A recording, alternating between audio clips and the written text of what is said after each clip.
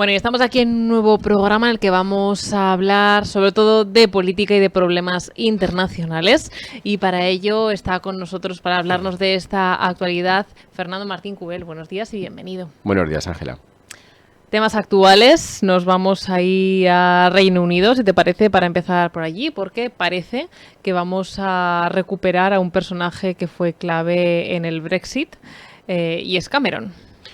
Sí, el primer ministro Sunak ha vuelto otra vez va a recuperar a una figura política que parecía que estaba ya, por decirlo de una manera, consumada y finiquitada, que es la figura del ex primer ministro David Cameron, quien en el 2000, si no recuerdo mal, una vez finalizado todo el proceso del referéndum británico,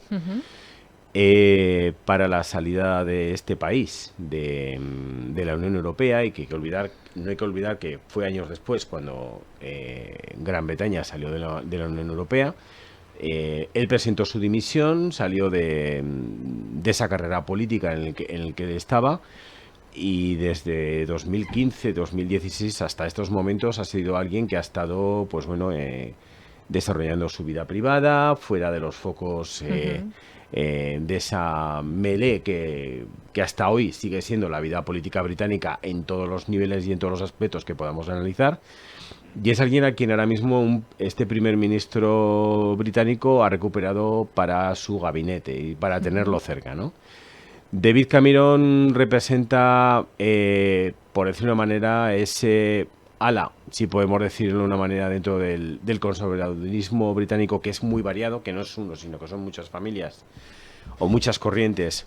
Un conservadurismo británico más moderado, que en su momento plantea dos referéndums. Uno primero, que es el referéndum que David Cameron pacta con el independentismo escocés en 2014. Quiero recordar que fue en 2014 cuando se llevó a cabo, y que perdieron el independentismo escocés.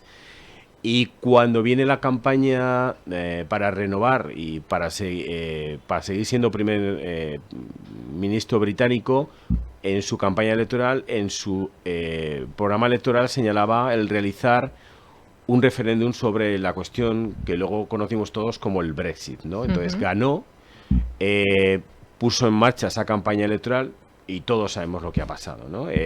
La convulsión política que ha supuesto para este país, a todos los niveles, el que se llevara a cabo este referéndum. Entonces, se recupera una figura política que lo que hace es recuperar también una situación de convulsión en la que yo reitero que sigue estando Gran Bretaña, y sobre todo el Partido Conservador, pero que hay que ver un poquito en dónde sitúa el por qué quiere recuperar esta figura política el primer ministro Sunak, ¿no?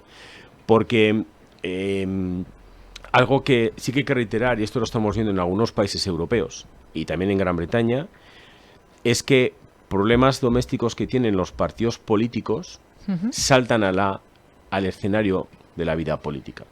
Y el Partido Conservador británico, una de las tensiones internas más importantes que ha tenido desde Thatcher, y un poquito ya antes de la llegada de Margaret Thatcher, era el estar o no estar en la Unión Europea.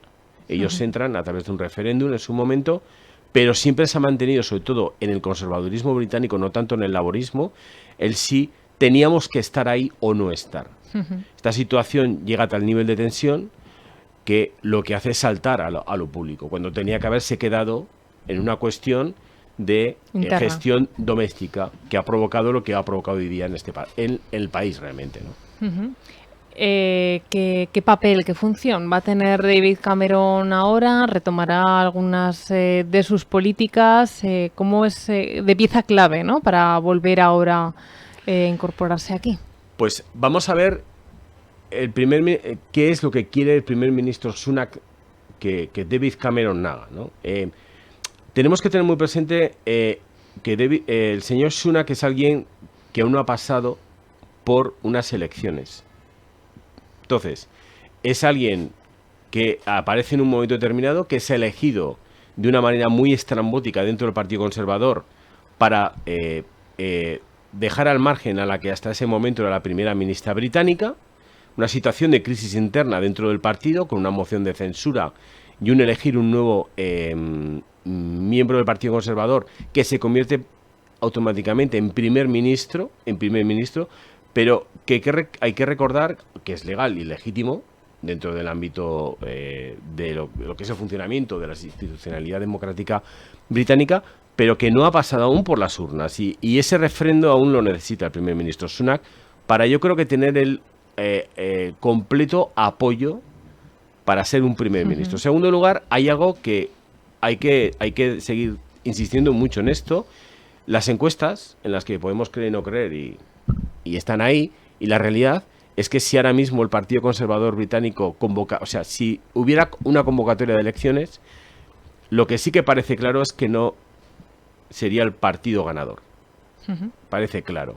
Seguramente el papel del señor David Cameron también va por esta línea, que recuperar a todo ese voto conservador británico que no apoya ahora mismo, que es moderado, es un voto más, por decir, lo que nosotros podemos entender de la centralidad que está ahí, ¿no? Y luego, en tercer lugar, tenemos que ver también algo que yo también me planteo cuando me enteré de la noticia de la llegada, del regreso de David Cameron, es si Gran Bretaña lo que va a intentar no es tanto el volver a el regresar al club comunitario, que puede que esa no sea la idea, o a lo mejor sí, y no lo conocemos aún, como el mejorar mucho las relaciones que tiene que tener un país tan importante a nivel global como es Gran Bretaña, con un mercado que es ahora mismo y sigue siendo uno de los primeros mercados económicos del mundo, que es la Unión Europea, y políticamente también. Tenemos muchas políticas, aunque ahora Gran Bretaña ya no está con nosotros, que son muy parejas, son muy comunes. Seguridad, en inmigración y en otra serie de cuestiones, ¿no?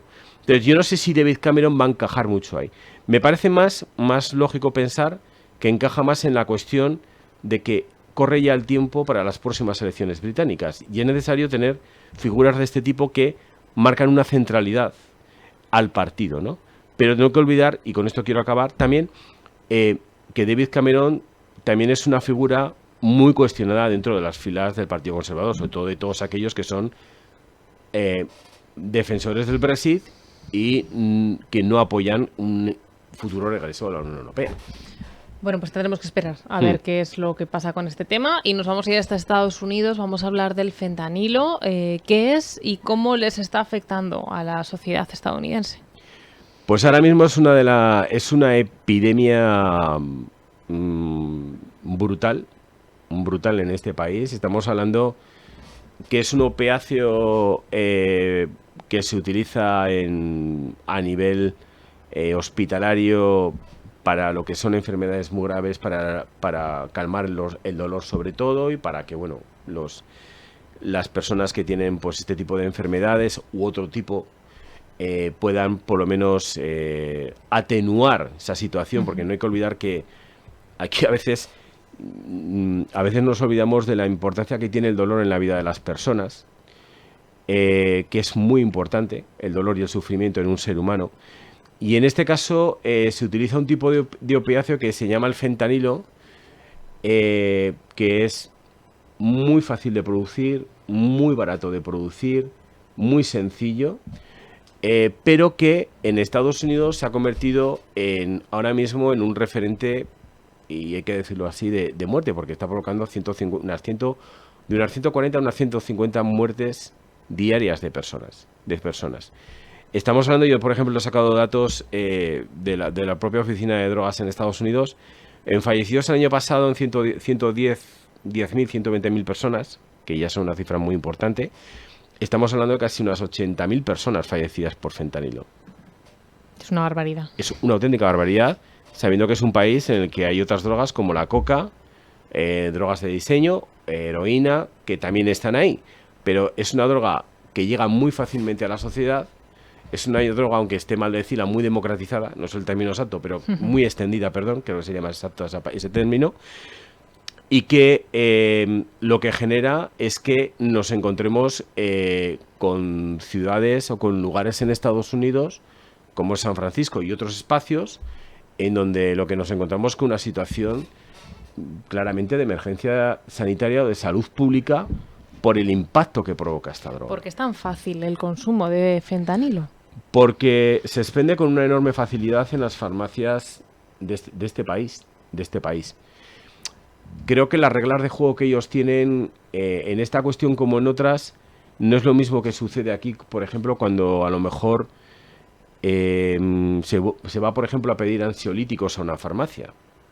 Aquí, es decir, tú no puedes plantarte ciertos medicamentos en nuestras farmacias españolas o en la de nuestra ciudad y decir, oiga, necesito esto urgentemente porque tengo un cuadro ahora mismo, por poner un caso de ansiedad, ¿no? Yo me voy a un ejemplo. Dicen, no, nosotros no podemos a usted darle este tipo de drogas que le van a provocar a usted una situación, un cuadro muy determinado. Usted tiene que ir al médico para que sean ellos, ¿no? En Estados Unidos esto no sucede. Entonces, se expende con una enorme facilidad este tipo. Entonces, no está aún marcado, reglado perfectamente el determinar que este tipo de medicamento, igual que otros, tenga esta facilidad de expansión, ¿no? En un momento determinado, a lo largo de los años 80, 90, sobre todo 90 y primera década de 2000, tuvo esta facilidad de expansión, como todo muy legal. Pero claro, ahora mismo lo que se están dando cuenta que este es un auténtico problema, un problema de salud.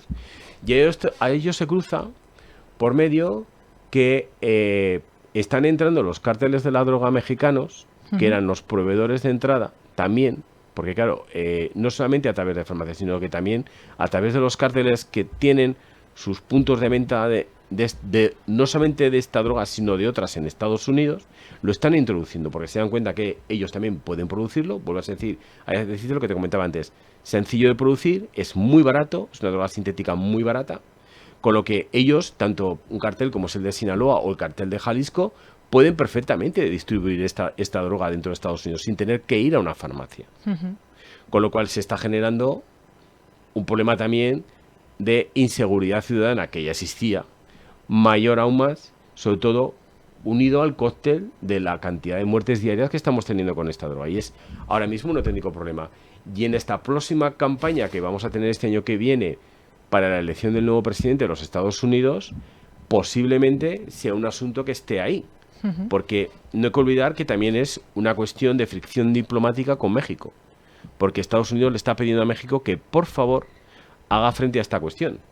Porque está llegando parte de ese material de otras partes del mundo, en especial de China. China ahora mismo creo que creo que produce el 70-80% de este producto, que está entrando vía puertos mexicanos, que lo están recogiendo estos cárteles y que ellos terminan de hacer o por un lado como proveedor o produciéndolo. Tienen las dos actividades. Y es un problema en Estados Unidos, la verdad que muy serio. Bueno, pues veremos cómo influye también a esta futura elección de presidente de Estados Unidos y que no pase fronteras, ¿no? Que no llegue a otros países. Vamos a volver a la Unión Europea y a esta reunión de ministros de defensa. Pues hemos tenido una reunión informal de ministros de defensa estos días pasados, en el que ha estado además el alto representante, el señor Borrell, en la misma. Hay que recordar que no tenemos dentro de la institucionalidad lo que sería un consejo de ministros de defensa, sí que de asuntos exteriores. Entonces se reúnen tanto uno como los dos porque no hay esa institución creada para ellos. Y es muy interesante porque en ella, aparte de reafirmarse lo que es el apoyo otra vez a Ucrania y sobre todo que se va a intentar llegar a tener ese 1.000.000 de unidades de cartucho de envío a Ucrania para que siga sosteniéndose en la guerra. Lo que sí que me parece importante, y espero que esto sea otro pasito más en lo que tiene que ser la puesta en marcha real, y no solamente de palabras, sino real, de las capacidades de defensa de la Unión Europea. Y creo que esto es un paso adelante en el proyecto europeo. No solamente hay otros aspectos del proyecto europeo que tienen que funcionar, como es inmigración, que ahora mismo estamos viendo a ver si la presidencia española consigue terminar de relanzar el tema del proyecto de inmigración, sino otra serie de cuestiones, y una de ellas, uno de los pilares, es el tema de defensa. Y lo que se han aprobado son una propuesta para poner en marcha 25 capacidades ya. O sea, ya no estamos hablando de la nube, sino que estamos aterrizando.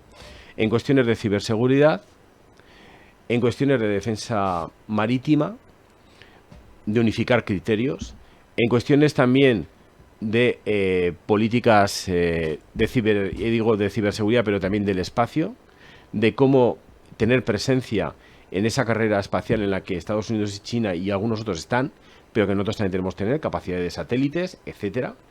También en políticas de capacidades de ejércitos de tierra y también del ejército del aire.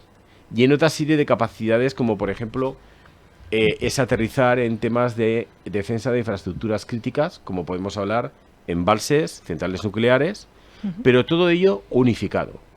Y que ya dejemos de tener los papeles y que aterricemos en ello. Y me parece que es muy interesante el que ya se empiece a trabajar en ello, en esta cuestión, ¿no? Hace unos días, además, han tenido lugar aquí, creo que en España, maniobras militares por parte de tropas Unión Europea. Y luego otro aspecto que yo creo que también es importante señalar es que en esta reunión de ministros de defensa con nuestro alto representante también ha habido una reunión informal con el secretario general de la Organización del Tratado Atlántico Norte, el señor Stoltenberg, ¿no? Entonces, yo creo que en esta línea de trabajo que ya el señor Borrell lleva tiempo mostrando por dónde tenemos que ir, sobre todo desde el inicio de la guerra de Ucrania, creo que es donde se tiene que trabajar. Es decir, aterrizar ya de una vez, no solamente tener unas líneas maestras, sino empezar a mostrar que tenemos que poner en marcha una realidad que es la defensa de la Unión y seguridad en la Unión Europea. Bueno, yo creo que es importante, ¿no?, que se trabaje sobre este tema en conjunto, ¿no?, con todos los países, pues para poder abordar todas las líneas que había en marcha. Y lo vamos a dejar aquí. ¿Te parece, Fernando? Volvemos otro día para seguir hablando de actualidad internacional. Gracias. Bueno, pues esperamos que les hayan resultado interesantes todos estos temas, como decimos, actualidad, así que seguro que en los próximos días volvemos a hablar de ellos. Bueno. Bueno, pues eso, me he sentido como muy mayor, sin saber qué era una droga, el fentanilo.